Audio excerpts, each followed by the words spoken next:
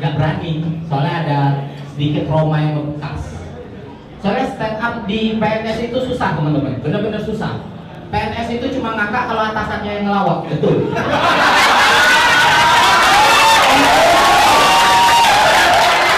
Jadi SMP 2016 saya ikut, nanti tulus tuh, ternyata pecah bro, keren gitu kan. Nilai saya 800, nilai peringkat 2 150 something. Jadi nggak tahu percaya tuh, di situ sedikit ada letupan ambisi ternyata. Jajal bakat gue di stand up, selamat tinggal PNS. Kalau kalian lihat cowok makan siang itu rata-rata minusnya sudut, coba lihat sudut situ, cowok semua itu. Sudut berjejer, yang diomongin jarum jam 9 bro, cakep bro.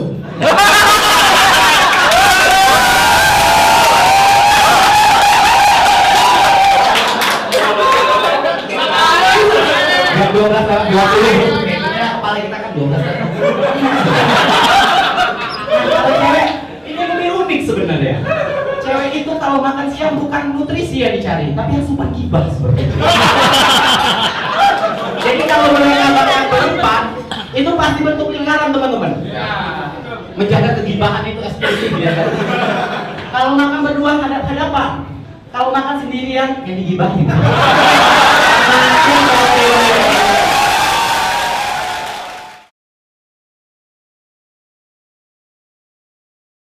Hadirin hadirat sekalian, selamat datang di acara komedi. Gak ada yang ketawa ya?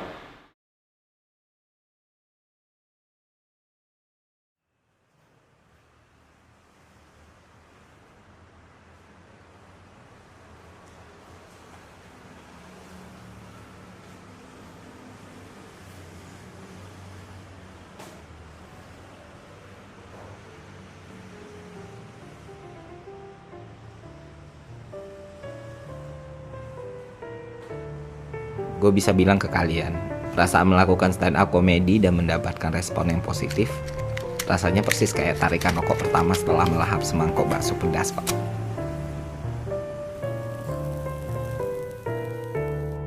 Lega dan nikmat. Stand up komedi bukan hal yang gue lakukan setiap hari, setiap minggu atau setiap bulan. Ya, karena gue bukan komedian. Gue cuma pegawai kantoran biasa yang menjalani kehidupan yang biasa-biasa saja. Jadi berhasil melakukan stand up komedi untuk seorang yang bukan komedian. Jelas pengalaman yang sangat luar biasa. Dan dari sana kepercayaan diri gue mulai muncul untuk sesekali mencoba bentuk komedi yang lain.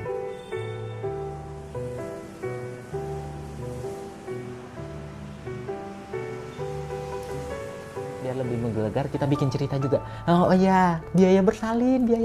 Kita bilang biaya bersalin sangat mahal, sampai 150 juta. Goblok itu anak atau Avanza sih? Mereka pasti takut. Nah terus, Bagio, katanya mau jadi presiden? Katanya. Lu ganteng iya bang, pintar iya, berwibawa iya.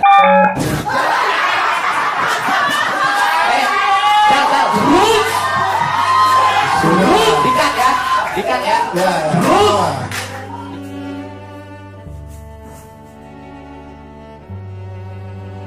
Satu hal yang gue pahami tentang komedi, jika hidup adalah sebuah aksi reaksi, maka tawa dan komedi tak ubahnya onani dan ejakulasi.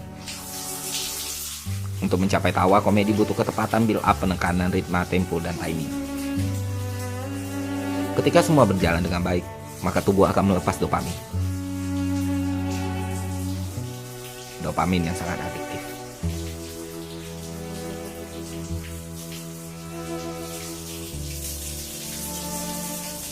2012 gue terjun di YouTube.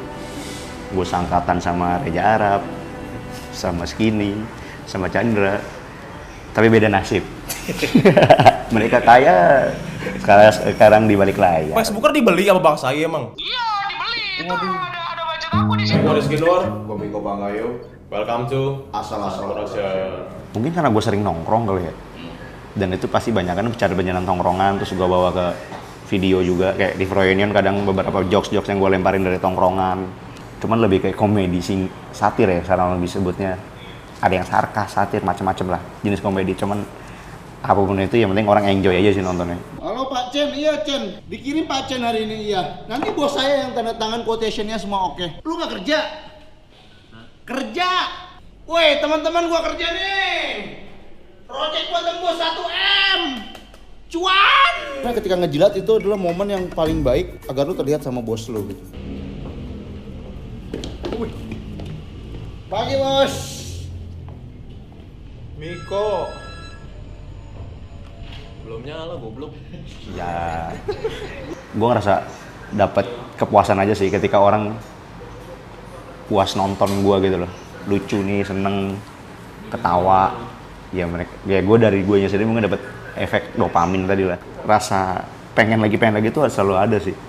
Bohong, bullshit kalau lu bilang gue udah cukup dengan satu komedi enggak.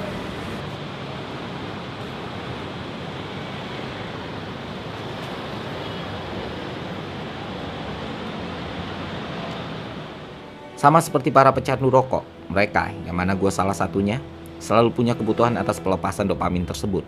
Ketika otak menerima nikotin, maka tubuh melepas dopamin. Hal ini pun terakumulasi menjadi adiksi. Itulah yang menjadi alasan semakin meningkatnya kebutuhan kita atas komedi itu sendiri. Hasilnya, kita menuntut kelucuan, kita protes soal lawakan, kita begitu kritis dan kejam dalam menilai kemampuan seorang komedian. Tapi pernahkah kita berpikir sekeras apa usaha yang mereka kerjakan? Pengorbanan apa yang mereka lakukan, dan seberat apa ekspektasi yang harus mereka emban. Dan ketika mereka melakukan hal yang dianggap tidak pantas, tidak layak, tabu, tidak benar, tidak seharusnya, kita lantas bertanya dengan heran, mengapa hal itu kamu lakukan? Bukankah kamu seorang komedian?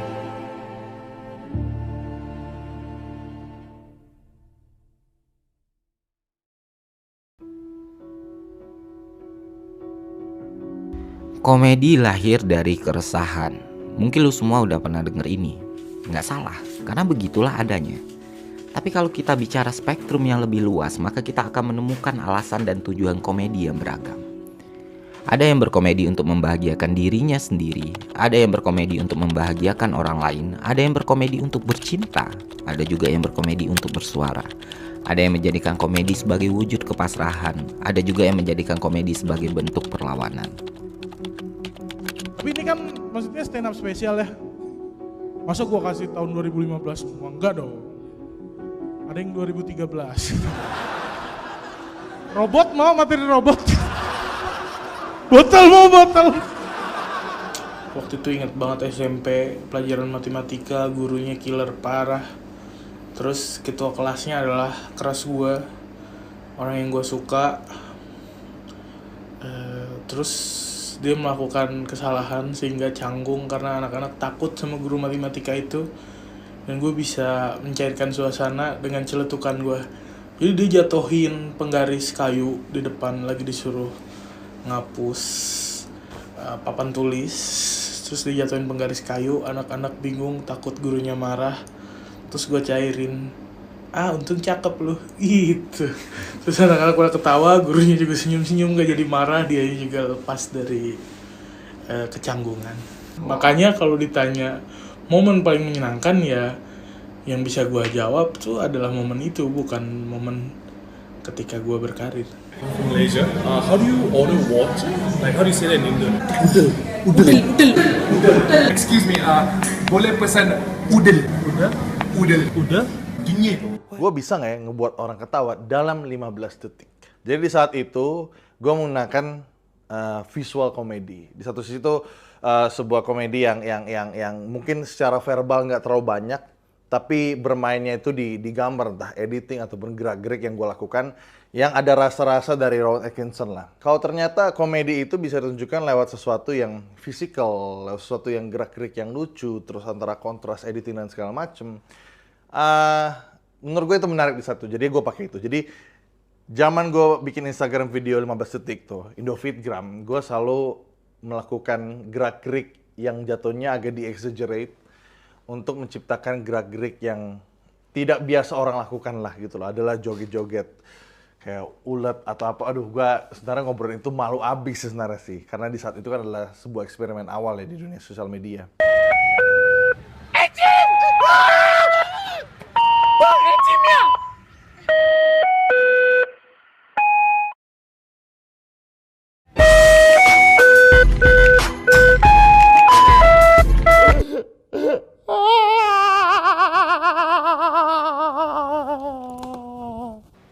yang tidak punya kekuatan tapi mau mengkritik, itu dia bisa lakuin lewat komedi kan. Gua belum punya power bener untuk ngelawan diri gue sendiri. Gua belum punya power bener untuk merubah sesuatu, jadi ya gua tuangin lewat situ aja. Paling jujur yang dulu gue pernah ungkapin. Dulu kan gue bikin Photoshop.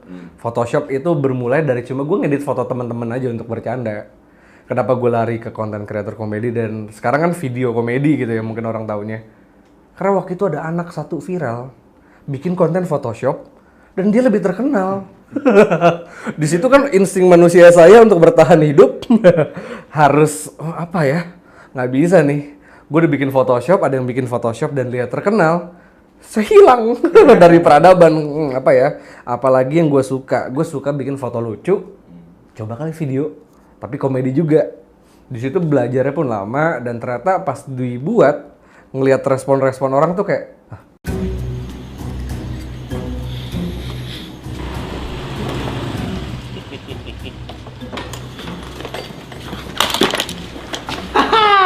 Abis lu Is. Taruhan kau megang MU. Mana lu Is? Astaga kunci.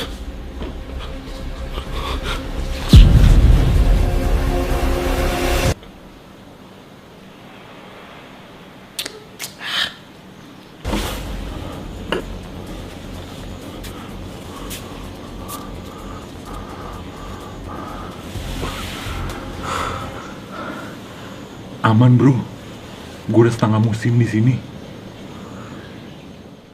mungkin karena YouTuber dulu kan berkonten banget gitu ya. Gue ngeliat Chandra, gue ngeliat Smosh. Gue suka banget nonton Smosh dari dulu. Dan menurut gue Smosh ini punya power, punya pengaruh yang besar dari komedi gitu loh. Buat pengaruh yang besar hanya dari video lucu. Makanya kayak komedi ini bisa jadi sama. Yo, gitu.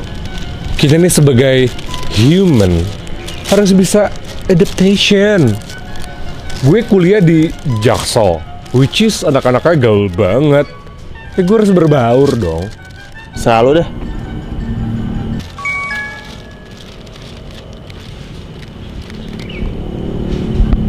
Tugas kita besok kan deadline-nya. Oke, malam kita kerjain ya. Iya.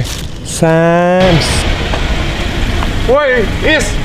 Izinkan aku. Ayolah, buruan. Let's go.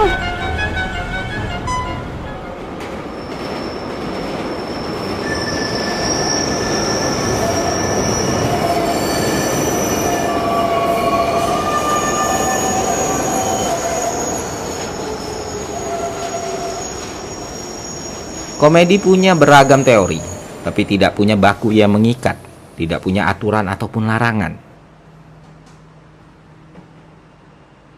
Selama penikmatnya tertawa, maka berhasillah sudah, apapun bentuknya, apapun wadahnya. Kamu, berapa hasil 124 kali 6? 744. Kamu, berapa hasil 124 kali 6? 1 kali 4, 4. 2 kali 4, Ayo, berapa? 8. 3 kali 4. Agus?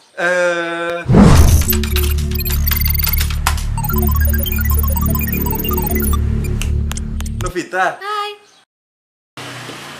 Hai Ryan. Lagi nih perempuan.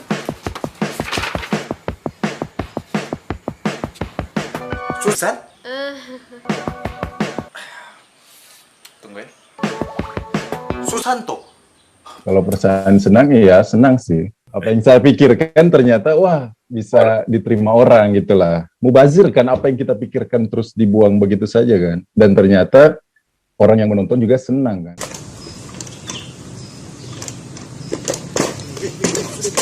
Itu zaman fine itu. Ide biasanya kan saya catat. Kalau yang itu, ide yang hari itu juga. Kebanyakan ide saya itu dari sesuatu yang saya dapat secara tidak sengaja gitu, bukan saya cari. Makanya susah kayak saya kalau kayak mau brainstorming atau gimana gitu, atau disuruh cari konten hari ini juga buat brand ini. Aduh, susah saya bro. Yang sekarang yang viral tuh jelek-jelek banget ya viral ya, bukan tawuran lagi. Ada anak STM di Purwokerto ditampar sama gurunya. Gue ngeliatnya ya ampun lemah anjir. Gue dulu nggak kayak gitu, gue digampar congli gue biasa aja loh. Pakai cincin batu akik biasa aja gue digampar. Bahkan congli gampar tuh kayak kame-kame anjir. Ketika gue ngelucu gitu, gue pengen nyampein pendapat yang serius. Biasanya gue berkomedi dulu, ngejokes dulu sampai gue jadi pusat perhatian, baru gue by the way baru seriusnya tuh gue jadi pusat perhatian dulu. Nah sekarang pun gitu, gue kalau misalnya pengen ngebahas hal-hal yang serius, gue komediin biar orang tahu pendapat gue kayak gimana, walaupun dibungkus dengan komedi. Ngomongin tentang materi STM, gue tuh pengen ngerubah sudut pandang STM. Yang orang lain pada STM. Pada gitu. STM gitu, jangan jelek terus gitu. Ya. Isinya gak tawuran doang gitu. Anak STM juga ada yang lucu, ada yang berkreasi gitu. Betul. Nah makanya gue taruh di YouTube untuk kampanye stop tawuran sebenarnya. Selesai stand up, ada yang nge-DM, ada yang IG story, ada yang nyamperin, terus bilang makasih bang, lu udah ngehibur gue malam ini. Karena gue lagi ada problem sama pacar gue lagi ada problem sama orang tua gue. Nonton lu, gue bisa ngelupain sejenak problem dan masalah hidup gue. Gue di situ itu ngerasa puas banget sebagai seorang penghibur, gue ngerasa berhasil gitu. Karena kan banyak orang bilang katanya orang yang paling bikin sering orang tertawa itu adalah orang yang paling butuh hiburan. Halo, balik lagi di channel YouTube gua, Dani Beler. Apa kabar semuanya? Semoga semuanya baik-baik saja ya. Beberapa hari yang lalu atau beberapa minggu yang lalu gua tuh sering banget ngadain kayak Q&A di Instagram. Dan waktu itu banyak banget yang nanyain gue tentang bagaimana cara membuat materi story. Kalau misalkan zaman dulu waktu gue SD ditanya sama guru gue, anak-anak cita-citanya mau jadi apa, teman-teman gue jawab pada jadi bos, pada jadi presiden, DPR. Gue bilang jadi pelawak. Terus guru gue dan sekelas menertawakan gue. Gitu. Jadi itu yang bikin gue, masa sih lu nertawain cita-cita gue gitu. Gitu. Itu yang bikin gue terpacu untuk terus berkomedi. Nah, salah satu momen yang paling indah bagi gue saat berkomedi adalah tiba-tiba ada penonton nyamperin gue bilang, "Bang, terima kasih atas materi lu. Gue jadi ingat sama almarhum nyokap gue zaman dulu. Terima kasih udah ngingetin gue." Itu gue kayak anjing, ternyata impact-nya sebesar ini gitu. Itu yang paling gue bikin nggak nyangka sih. Komedi sangat dinamis sejak Aristophanes membuat syatir untuk mengkritik pemerintah Yunani di abad ke-4 sebelum Masehi. Komedi terus berevolusi sampai detik ini. Pada abad ke-13, Dante Alighieri membuat syair bertajuk Divina Commedia, atau dalam bahasa Indonesia disebut dengan komedi ketuhanan. Komedi ini terdiri dari 3 bagian, yaitu Inferno, Purgatorio, dan Paradiso. Pada abad ke-15, sastrawan besar Inggris William Shakespeare menulis 17 naskah komedi yang telah pentas ribuan kali di seluruh penjuru negeri. Di awal abad ke-19, Charlie Chaplin membuat karya komedi dalam bentuk film bisu yang ditujukan untuk mengkritik korelasi industri dan pekerja.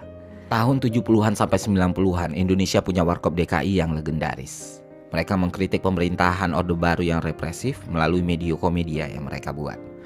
Tahun 2011, Ernest Prakarsa, Rian Ariandi, Panji Pragiwaksono, Raditya Dika, dan Isman Suryaman membuat acara Stand Up Night. Acara itu direkam, kemudian videonya diunggah di YouTube.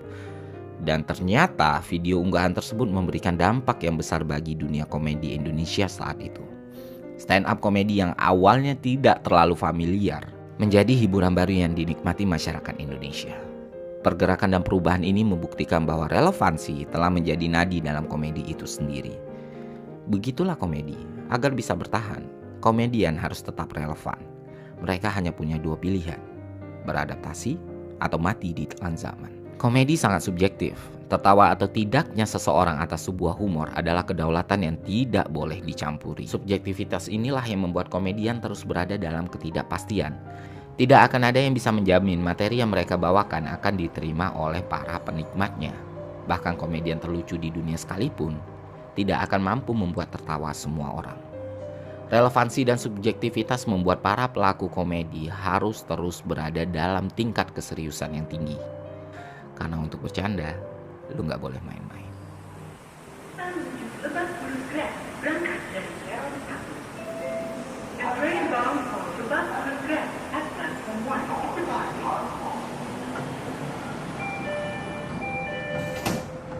Komedian tuh serius, men.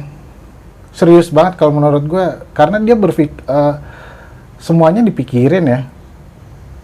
Komedian itu, kita berpikir entah yang kita sampaikan ini lucu nggak sih gitu. Karena menurut kita lucu, belum tentu orang berpikir tuh lucu gitu kan. Terus apakah orang berpikir juga seperti itu gitu kan? Kita nggak akan bisa untuk memuaskan semua orang kan.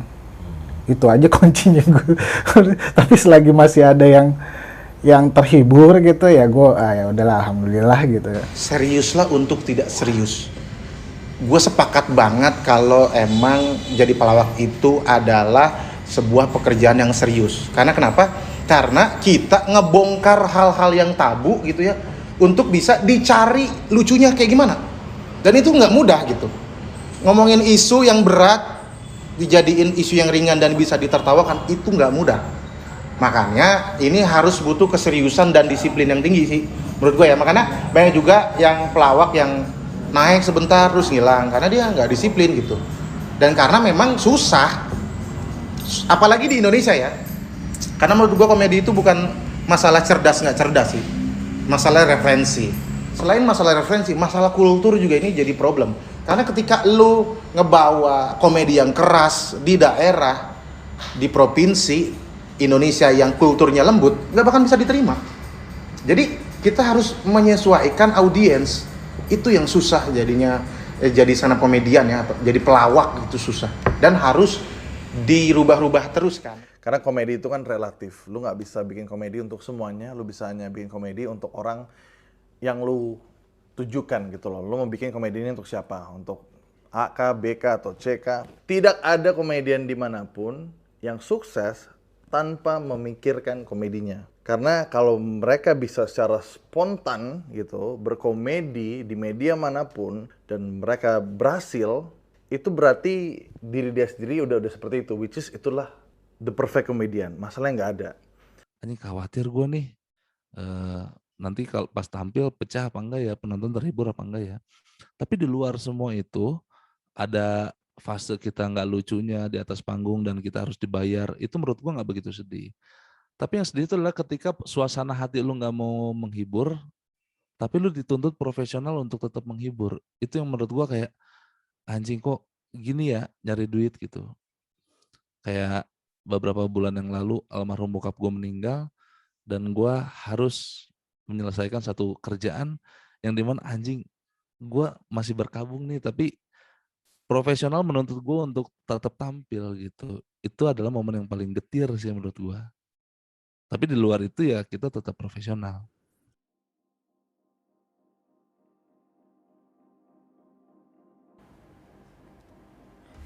Seorang barista yang handal meracik kopi ketika pergi ke warung makan dan memesan es teh manis tidak akan menimbulkan pertanyaan dan cacian orang. Tapi komedian, mereka harus menghadapi situasi yang berbeda, Pak.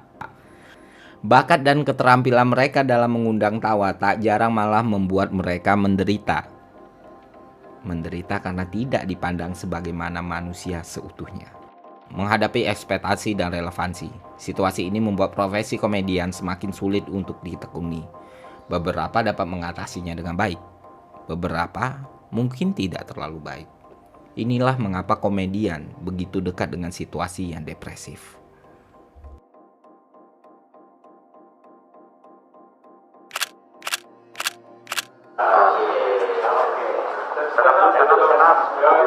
Stand up. Kita sudah tidak dianggap sebagai manusia seutuhnya ketika kita sedih, terus outputnya adalah sajak atau puisi. Orang nganggap udah nggak komedian lagi, bang.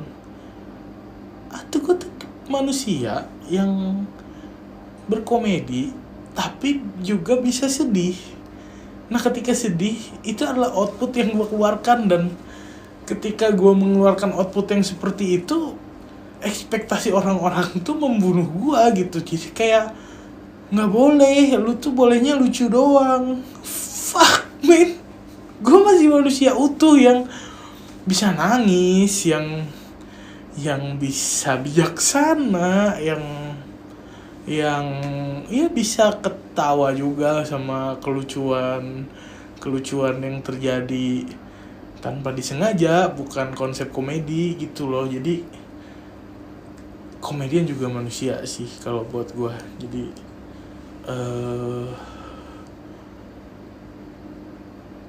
itu menyedihkan ketika gua nggak boleh berekspresi selain ngelucu. Soalnya stand up komedi itu kan udah jadi pekerjaan, oke? Udah jadi rutinitas lah. Dan ketika udah jadi rutinitas, gua nongkrong, tujuan gua pengen nongkrong, bukan pengen ngasih pertunjukan komedi. Ya, Limbat juga kayaknya ya, Limbat itu kayaknya makan besi itu di atas panggung doang deh. Di rumah kayaknya dia makannya normal gitu, nggak sehari-hari dia makan besi. Taufik Hidayat juga makan disuap, nggak disemes gitu loh. Jadi kayaknya nggak di semua situasi stand up comedian bisa ngelawak. Bahkan kita butuh situasi-situasi ketika kita romantis, ketika kita serius, ketika kita yang pengen sekedar bercanda aja. Jangan disuruh stand up, karena itu pekerjaan kita. Komedian atau buat komedi itu punya hati juga gitu loh. Kita kan suka bikin yang ketawa-ketawa, iya. Tapi kan sosial media kan gunanya buat sharing ya. Ya kadang kita curhat dong, kadang kita curhat. Tapi kadang dianggap enteng gitu loh. Kan biasanya orang kalau alay-alay galau gitu kan, gue juga suka gitu kan, upload lagi sedih gitu. Ditanggepin nih, anjing lu bang gak jelas. Kenapa nih lu bangsat? Kayak bukan mau respect sih, bukan mau di respect, tapi gue juga orang. Gue juga kadang lagi sedih gitu, jangan dibangsat-bangsatin dulu.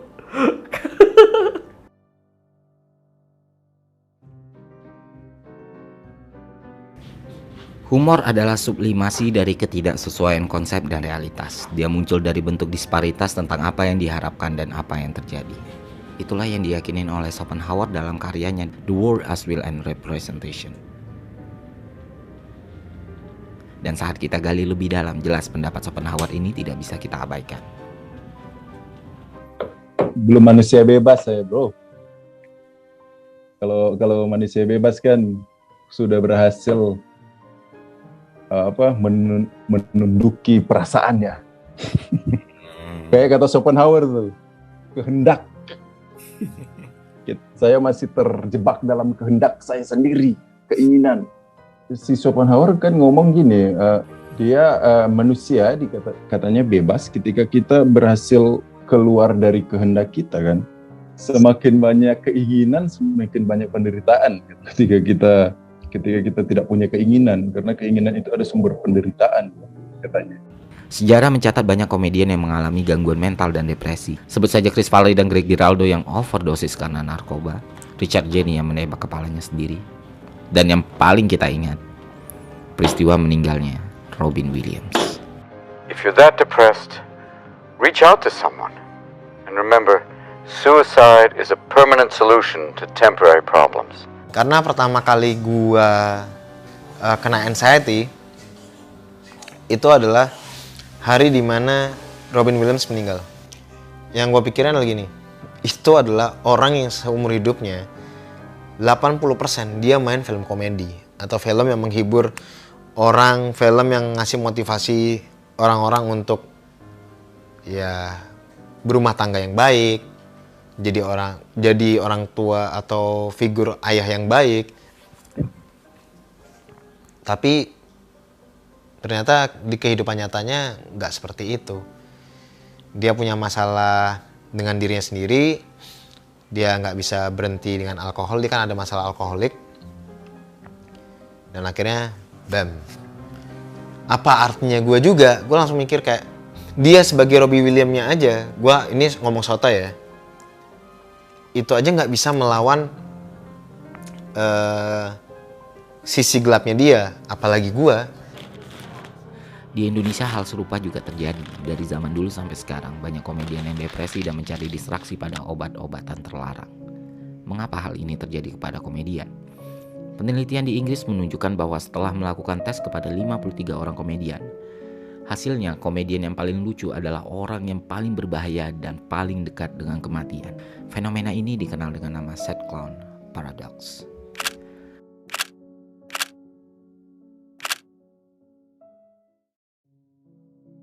Secara dominan, para komedian mempunyai beberapa kesamaan, seperti mereka memiliki tingkat kecerdasan dan kreativitas yang berada di atas rata-rata. Tapi satu hal yang harus kita pahami adalah mereka yang cerdas dan kreatif lebih rentan terserang depresi. Dan hal ini berdampak sangat buruk bagi para pelaku komedi karena tuntutan kreativitas terhadap mereka jauh melampaui profesi atau bentuk pekerjaan yang lain. Seorang musisi misalnya bisa memainkan lagu yang sama hingga ratusan kali ke orang yang sama sebelum mereka membuat lagu yang baru. Sementara komedian, setiap waktu mereka harus terus melakukan pembaharuan atas materi yang mereka bawakan. Kesinambungan inilah yang membuat keadaan semakin memburuk. Dan ketika mereka dihadapi permasalahan dan realita hidup, dampaknya akan jauh lebih besar dibandingkan orang lain. Banyak komedian yang menganggap bahwa humor adalah respon kontra fobia terhadap kegelapan dan kesedihan yang mereka rasakan. Kecerdasan mereka katanya membantu mereka memutar keputusasaan menjadi kelucuan.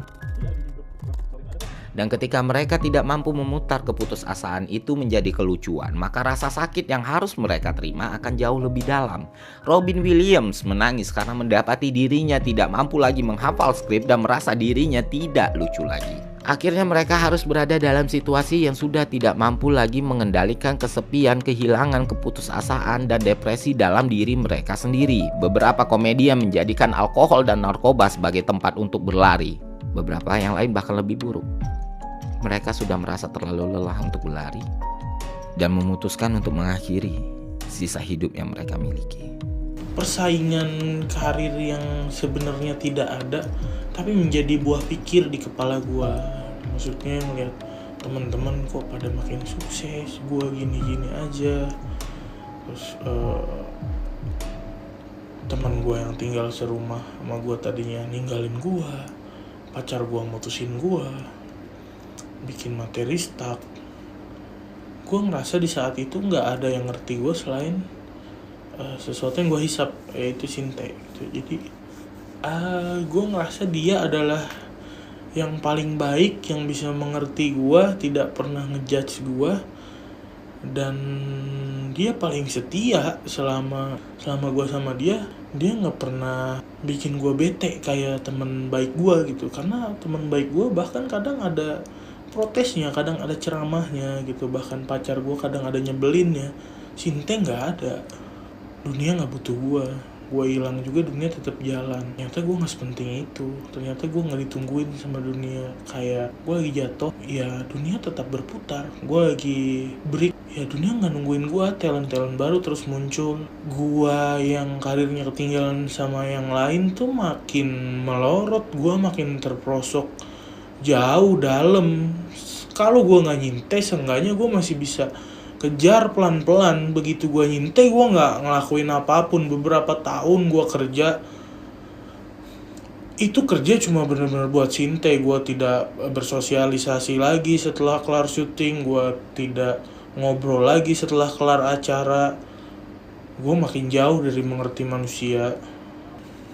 Lu menyesali itu sekarang? Iya. Di banyak tempat gue bilang gue gak nyesel. Tapi itu setelah gue memulai hubungan lagi sama orang-orang, sama pacar gue, anjing, ada banyak missing puzzle di hidup gue. Karena kesintean.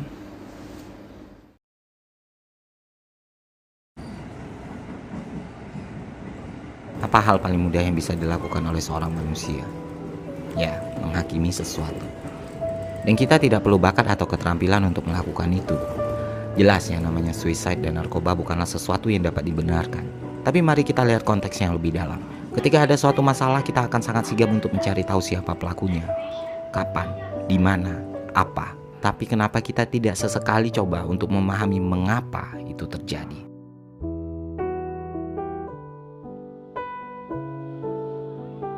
Dan sebagai penikmat komedi, part terbaik yang bisa kita lakukan adalah memahami masalah ini. Memahami jika komedian itu manusia yang punya beragam ekspresi. memahami selayaknya profesi yang lain, komedian tidak lepas dari masalah dan tekanan.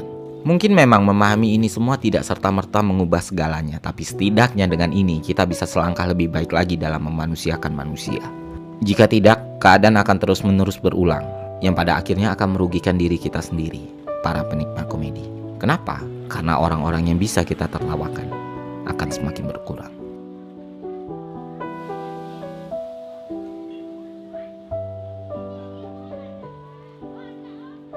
Sekian dari gue, semoga dokumenter ini bermanfaat. Sampai jumpa di konten selanjutnya. See ya.